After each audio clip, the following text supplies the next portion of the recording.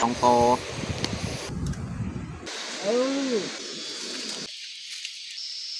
มากะเปล่าด่าของเฮากะไก่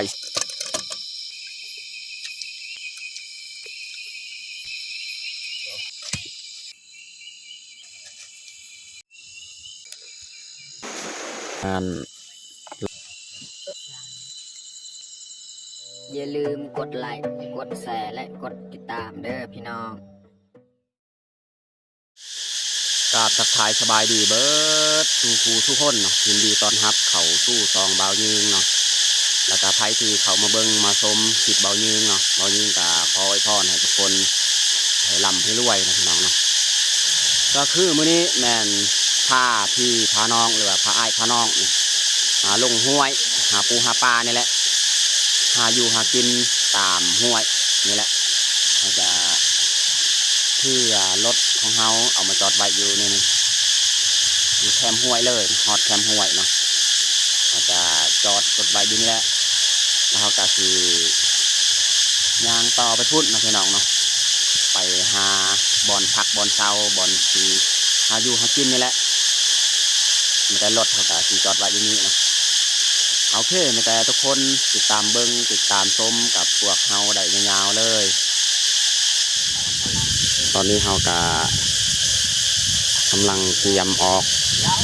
เดินทางอันนี้รถเขาก็จอดไว้อยู่นี่แหละเราสิออกจากนี้ไปบุญเลยแล้วก็ให้น้องชาย2 คนหันบานแฮส่วนเฮา3 คนนี่แมนคือเครื่องคล้องไปเฮ็ดแคมป์ก่อนเนาะไปตั้งแคมป์ก่อน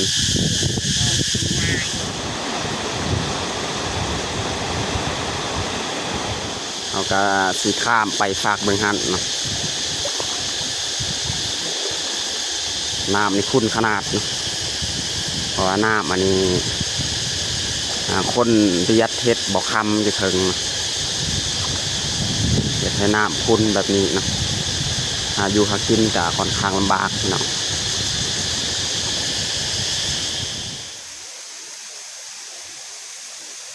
แดดแห้งเอาแถวว่าพี่น้อง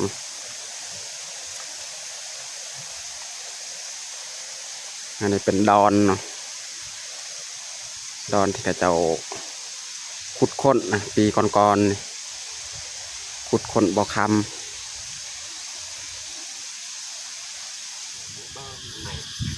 ก็คือบนนี้แหละ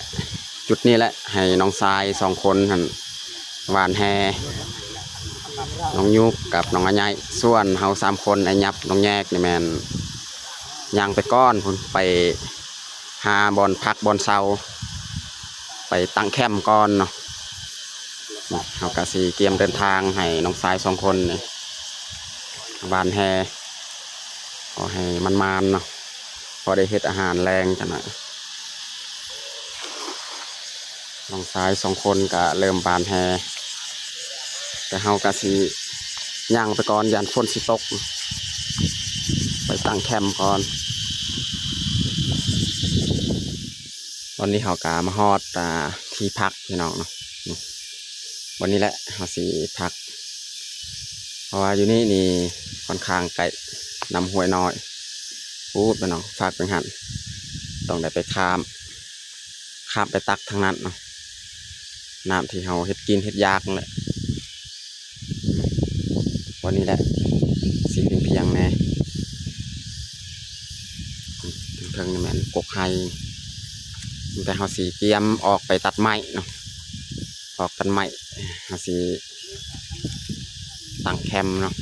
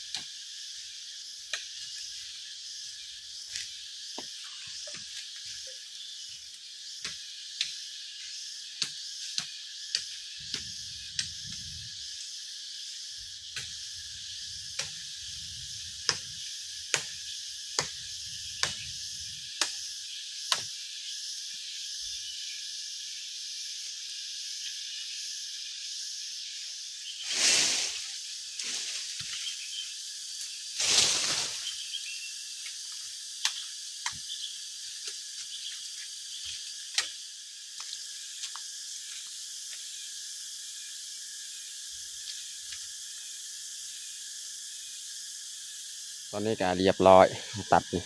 ตัดทั้งไม้พุงนำตัดไม้ตัวเขาซักลักอีก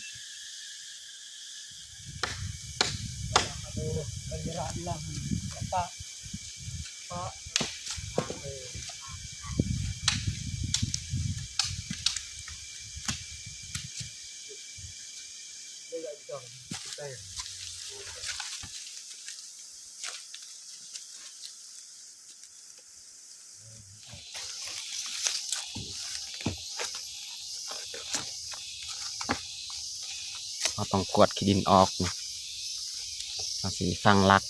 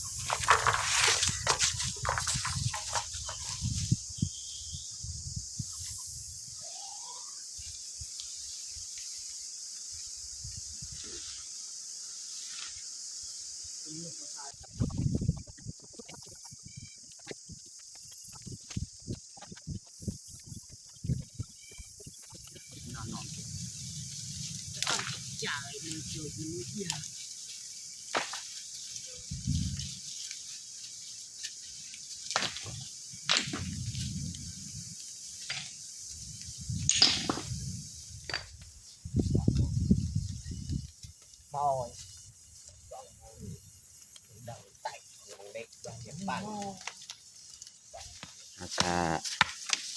แปรงบอนนอนทำความสะอาดบอนหาสีนอนแหละเอาพีนออก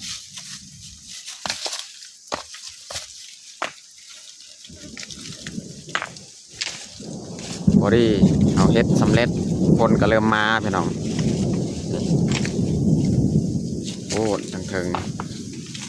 เสียงฟ้าห้องบึมๆเลย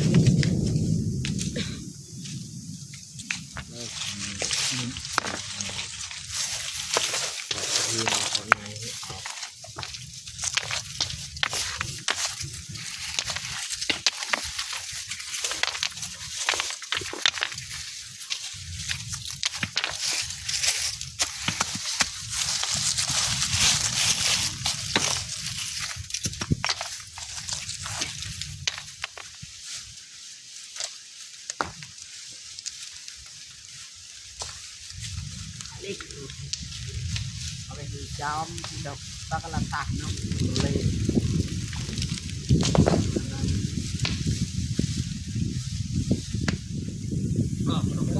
น้องทรายหวานแฮได้สำเฮ็ดปนเฮ็ดแจวนี่แหละ3-4 โตนี่ผักน้ำอีกเก็บผักน้ำ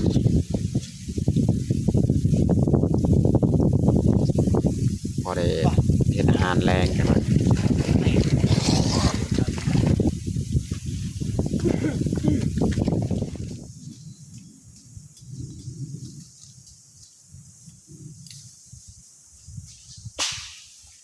ตอนนี้ก็เริ่มแดดอีกพี่น้องนี่แต่ว่ายังอยู่เสียงฟ้าห้องบึมๆน่าจะฝนตกนี่ฝากเบิ่งนี้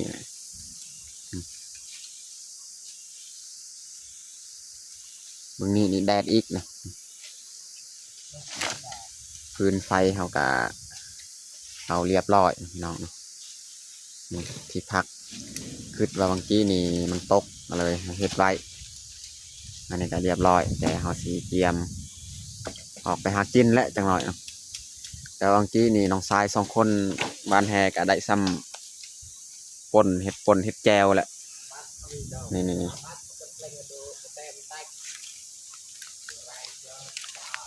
มีทั้งพักอีก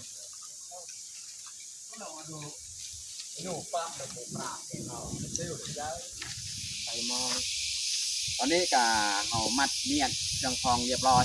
ก็สิออกไปวานแห่อีกเนาะแห่มันจะซ่องดางนี่ตอนนี้ก็คอยเลยวานอีกกับน้องยูส่วนน้องอันใหญ่ก็หาใส่มองอีกกลางมองไว้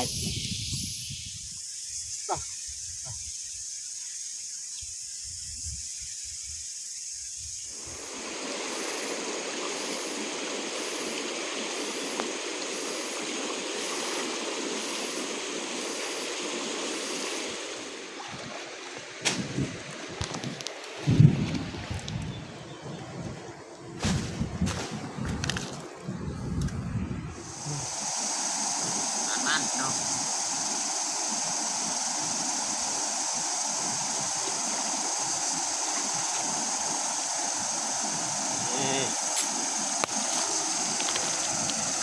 ปลากัว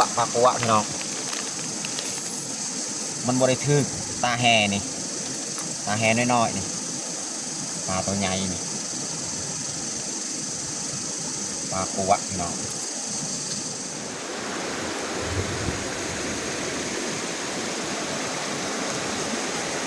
ปลามันคือ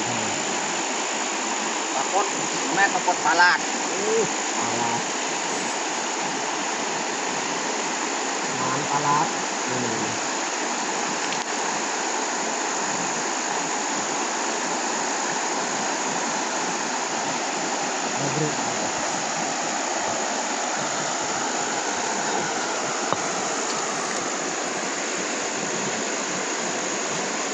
ห้วยนี่กับซุปซัมนี่แหละมันใหญ่ปลาลาด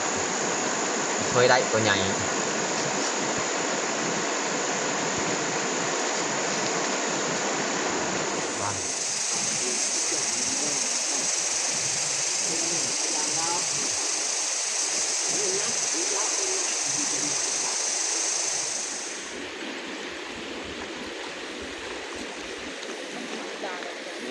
เนาะปลาลาด2 โตปลานี่ยังตาย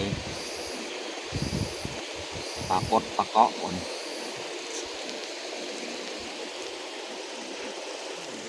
barang berat chắc serba ni dah đi lót hàng đi cái bài thôi bay có lai thôi thôi này săn mới bay lai lý hàngของมัน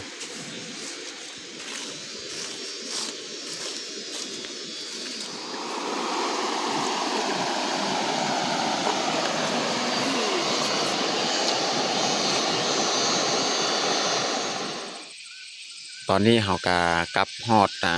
แคมป์แล้วเนาะตอนนี้ก็เวลา5 โมงเขาก็สิเริ่มดังฟืนดังไฟเฮ็ดกินเฮ็ดยากแล้ว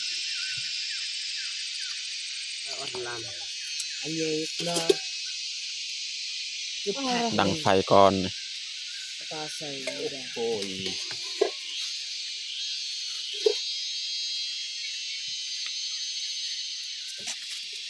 จัง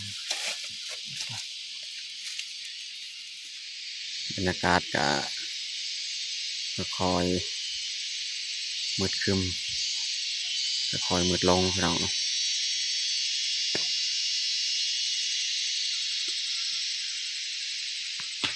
ให้น้องทราย2 คนหันไปล่างผักล่างปลานำห้วยฝากบางนั้นเนาะเดี๋ยวหันไปนำห้วยที่ใส่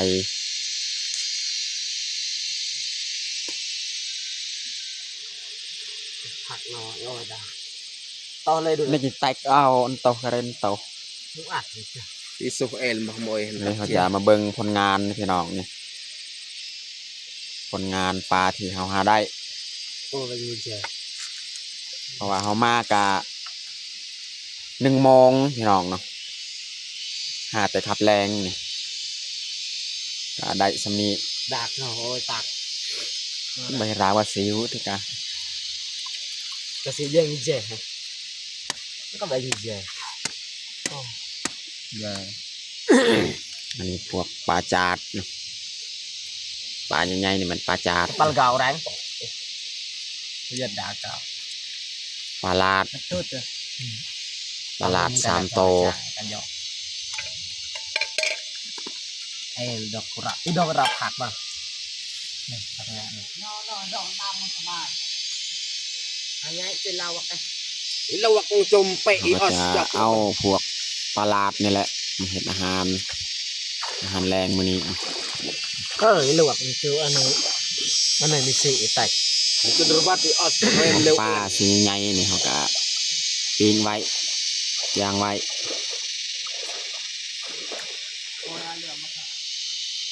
เขาจะเสียบป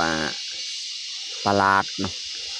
เอาไปลนไฟก่อนเพราะว่าปลาลาดนี่มันมีเมือกลาย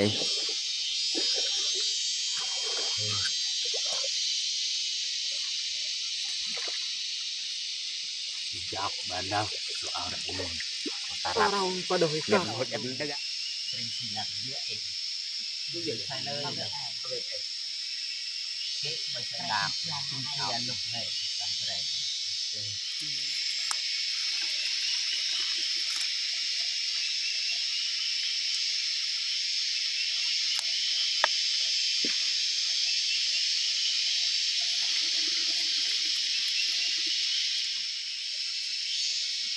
อันนี้แมนปลาลาดที่เขาลนไฟเรียบร้อยเขาก็เอาไปขูดเมือกมัน4 โตปลาลาดพี่น้อง มัดเสีย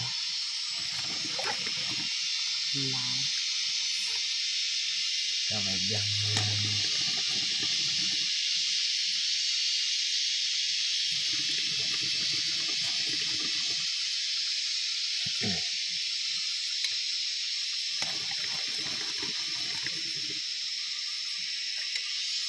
มัดตัวกักโลน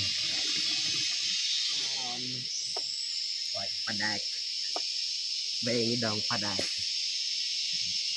ดอกมาปลาตาไปสังหารเอาไว้ยังบรางไว้มา30ก็นี่จับมา10 ปลาย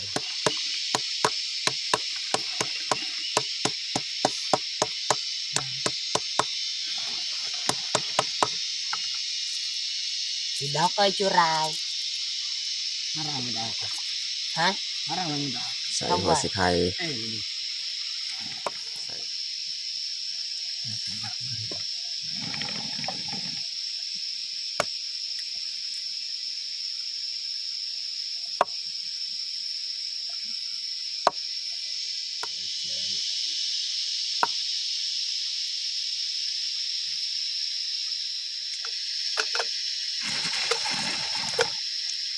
ยัดใส่หม้ออาจจะส้มในหม้อเลยเนาะ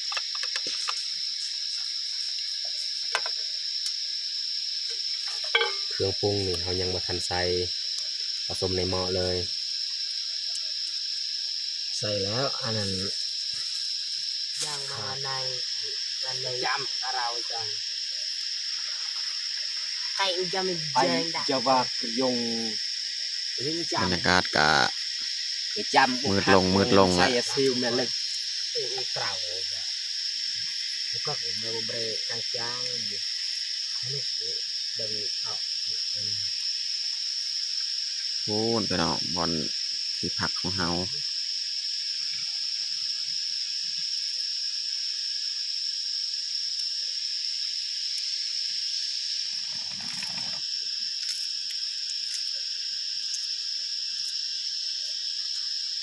2 เมนูเห็ดอาหารแรงมื้อนี้นี่แมนปลาในเขาสิเอาะเนาะส่วนในหม้อใหญ่นี่แมนเขาสิต้มผักมีหลายอย่างพี่น้องเนาะในธงนี่แมนผักเบิดเขาเก็บ เอ๊ะบ่หวังคนละ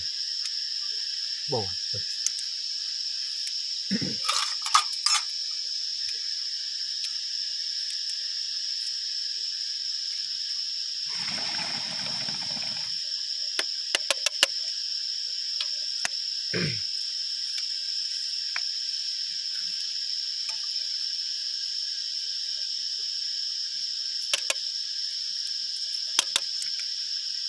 ôi chè vào hay phòng chè cũng được là về bờ nồi chào vô về ba màn cái bờ phò ô chè cơ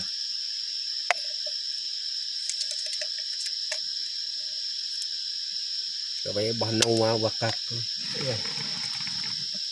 บ้านหาด บ้านเลยผักหน่อยถ่ายตั้งถ่ายก็เกะใส่มาดา ใส่น้ำหน่อยนึงเนาะพอบ่ให้มัน พอ ติด ว่า หม ใส่ อกใส่แล้วสังหาร ไอ้ยาอีเด็กกูมาแข่งกันอร่อยมีดดมันใส่เป็นมีดอกแล้วมั้ง ป้าที่เลือกอะสำนีแหล้วพี่น้องนี่เรือจากเห็ดอาหารประมาณ10 ปลายกว่าโตเนาะนี่จากน้อยแล้วหลังจากกินข้าวกินน้ำแล้วจึงมาเห็ดตัวนี้อีกมาปิ้งมาย่าง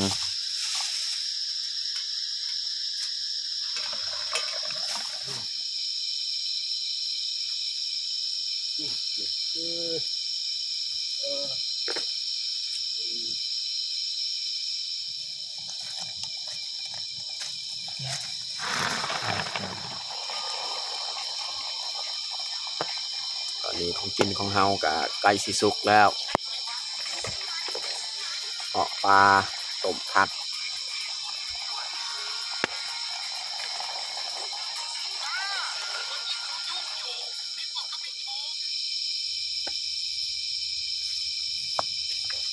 นี่ข้าวจ่าปง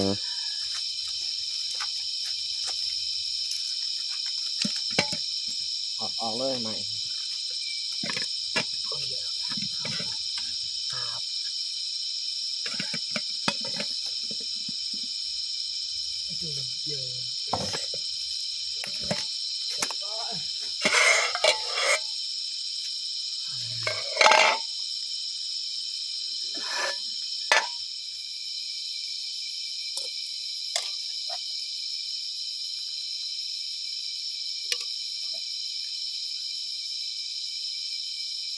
ออกโรงพยาบาลเดียว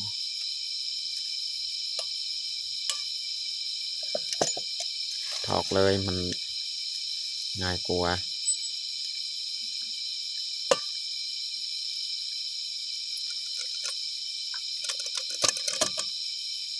พอดีเต็มถ้วยเลย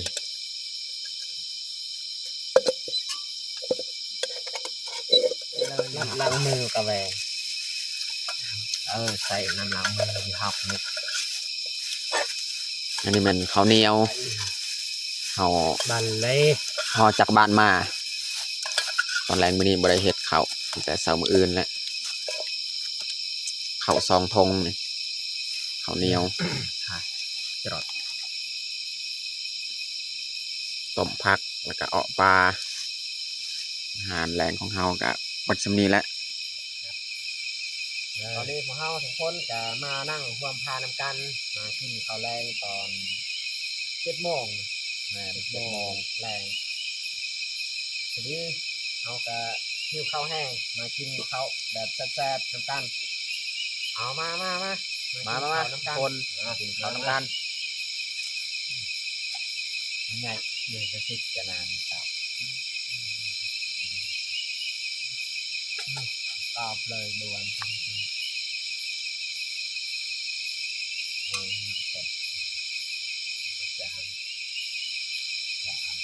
ด้นเท่านึงได้ออกไปหากินกับไอ้น้องของเฮาเพราะว่าคนร้ายนี่ต่างคนกับต่างที่ทำงานแหละบ่ค่อยเลยจะหากินหายามนำกันแบบนี้แหละมีโอกาสถึงคอยไป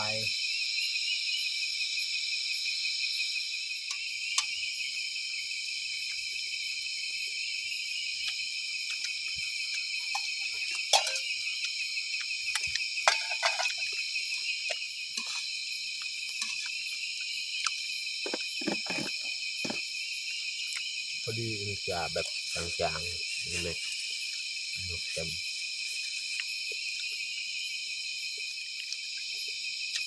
อันนี้แหละปลาตัวแสบพี่น้อง ต้มผักเขาใส่ปลาตัวหนึง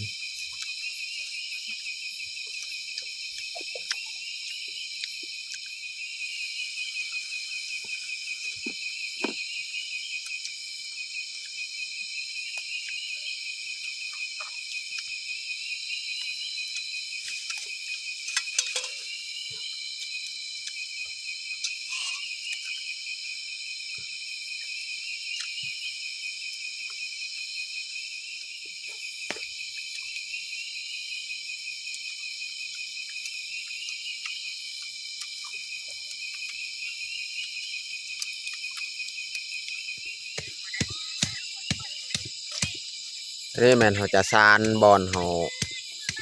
ปิ้งปลาหรือว่าย่างปลาซานไว้ถึงว่าเขาบ่ได้ก็ซานไว้บางทีมื้ออื่นเขาไปยามมองหรือว่าไปวานแฮอันใดเขาก็ใส่นี่แหละสบาย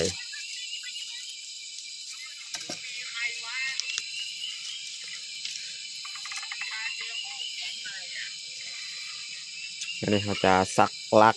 สีข้าง โอ้ย แล้วเขาก็ใส่ฮาวแล้วก็ใส่ไม้ที่เขาซานหั่นนะไม้พุ่งไม้เฮียเขาซานหั่นเอาปลามาวางใส่เลยหลังจากเขาซานแล้วตัวใหญ่นี่ไว้เครื่องกลางฮะกินสุกนาย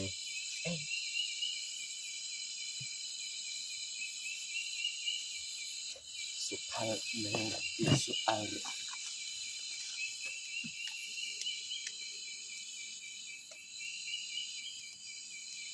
ใช่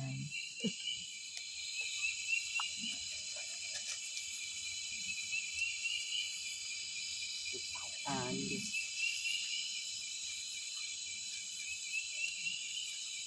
ปลาที่เรือจากเขาอ่าเฮ็ดอาหารแรงก็เอามาย่างไว้มาตากไว้ จะไปบ่ได้อะไรหมดซอมมาเลยนะ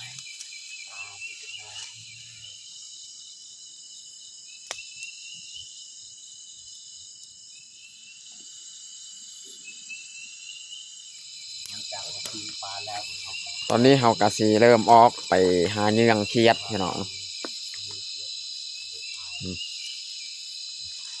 ไปเหยื่อเขียดแต่ลุ่มเฮานอนแหละ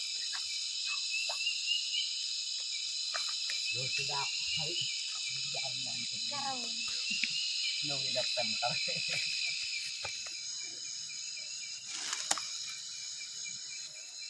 เขียดห้วยพี่น้องน้องเห็นบ่เขียดห้วย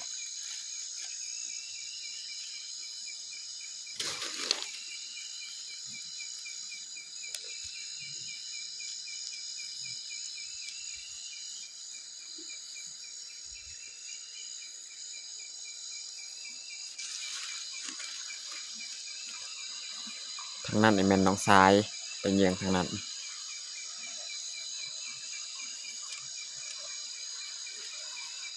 แต่ว่าบ่ค่อยมีเขียดมีหยังพี่น้อง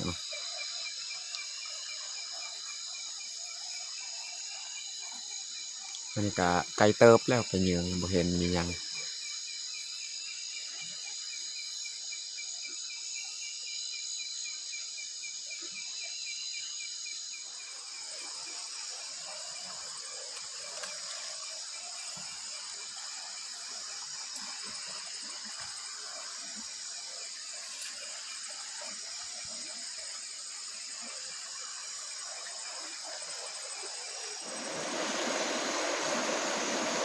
อยู่ห้วยกะไม่แต่เครียดแบบนี้แหละพี่น้องแถวลำเซแบบนี้กะแต่เครียดแบบนี้แหละพี่น้องพูดน้องสายฝากเบิ่งนัดเนาะไปเยือง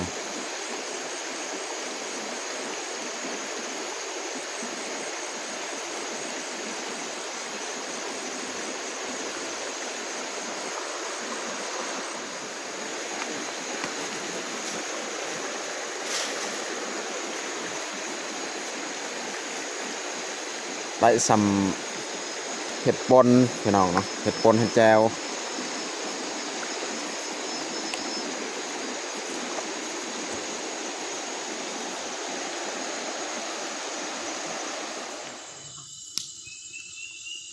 น้องแยกก็มาได้ไล่บ่น้องแยก ได้โอ้ ก็คือน้องแยกน้องอัญญอัญญับนี่แมน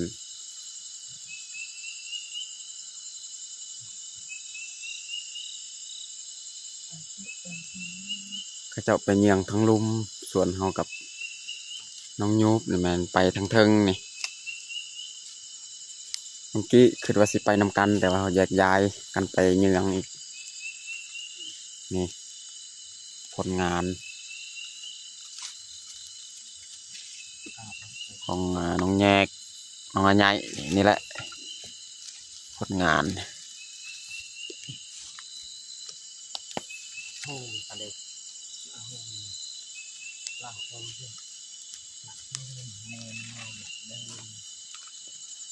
อันนี้แมนของเฮากับน้องยุบนี่ในทองยางนี่สิได้ยัดทำกันและอยู่นี่นี่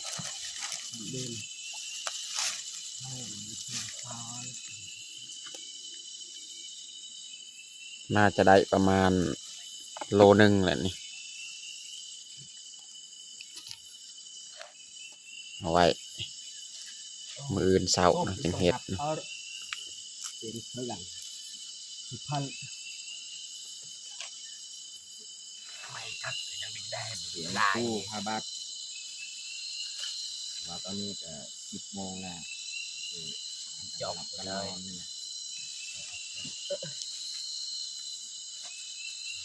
ก็เลยตับ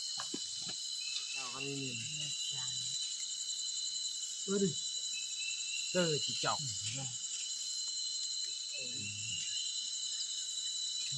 บ้าเราเวทครับละซับ